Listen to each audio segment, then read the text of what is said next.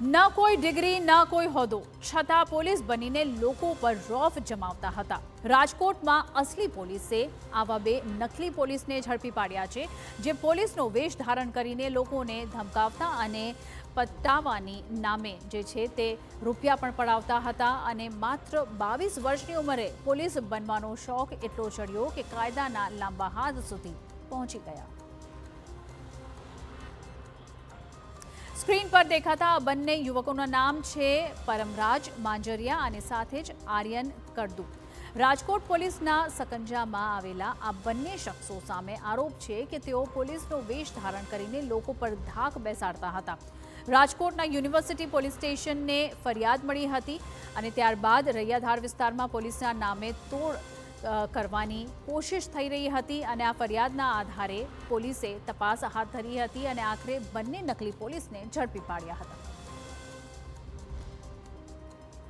પીઠડિયા હતા તેના 3 મિત્રો બેઠેલા હતા।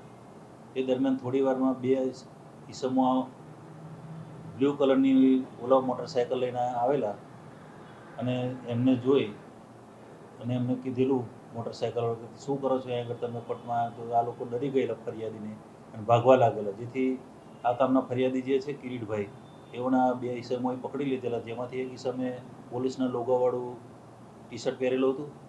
ત્યારબાદ બંને ઈસમોએ આને જણાવ્યું કે હું માલવીયા પોલીસમાંથી આવું છું અને તમે અહીં શું કરતા હતા, તારા મિત્રોને બોલાવો નહીં તો તને મારવામાં આવશે ને જો તું તારી મોટરસાયકલ પણ અમે જમા કરી દઈશું, ડિટેન કરી લઈશું અને તને પોલીસ સ્ટેશન લઈ જઈને જો તારે માર નાખવા હોય તો 50,000 રૂપિયા તારે આપવા પડશે।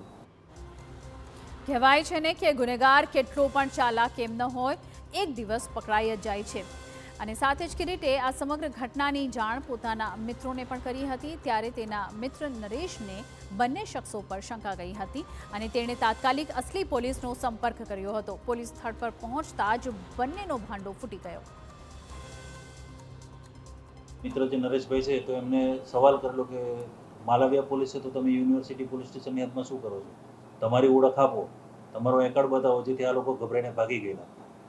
ત્યારબાદ આ ફરિયાદીએ યુનિવર્સિટી પોલીસ સ્ટેશન ખાતે જઈ BNS કલમ 204, 205, 306, 62 વગેરે મુજબની ફરિયાદ આપેલી। ફરિયાદના આધારે યુનિવર્સિટી પોલીસ સ્ટેશને ગુનો નોંધી અને હાલના જે બે નકલી પોલીસ જે રાજ્ય સેવકની ખોટી ઓળખ આપેલી તેવા આર્યન ધીરજલાલ ફળદુ તેમજ પરમરાજ દિલીપભાઈ માંજરે બેની ધરપકડ કરેલી છે અને કાયદેસરની કાર્યવાહી કરેલી છે।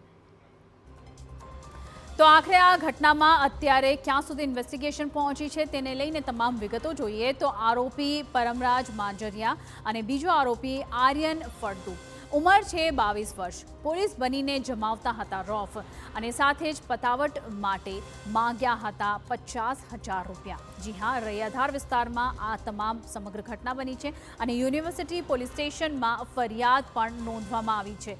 હાલ પોલીસે બંને આરોપીઓની ધરપકડ કરી લીધી છે અને અન્ય કોઈને શિકાર બનાવ્યા છે કે નહીં તેની તમામ અત્યારે તપાસ હાથ ધરવામાં આવી છે। તો આ ખૂબ જ ચોંકાવનારી ઘટના સામે આવી છે। હાલ પોલીસે બંને આરોપીઓની ધરપકડ કરીને વધુ તપાસ હાથ ધરી છે। પોલીસે એ દિશામાં પણ તપાસ કરી રહી છે કે આ બંને શખ્સોએ અગાઉ અન્ય કોઈ વ્યક્તિને પણ પોતાનો શિકાર બનાવ્યો છે કે કેમ।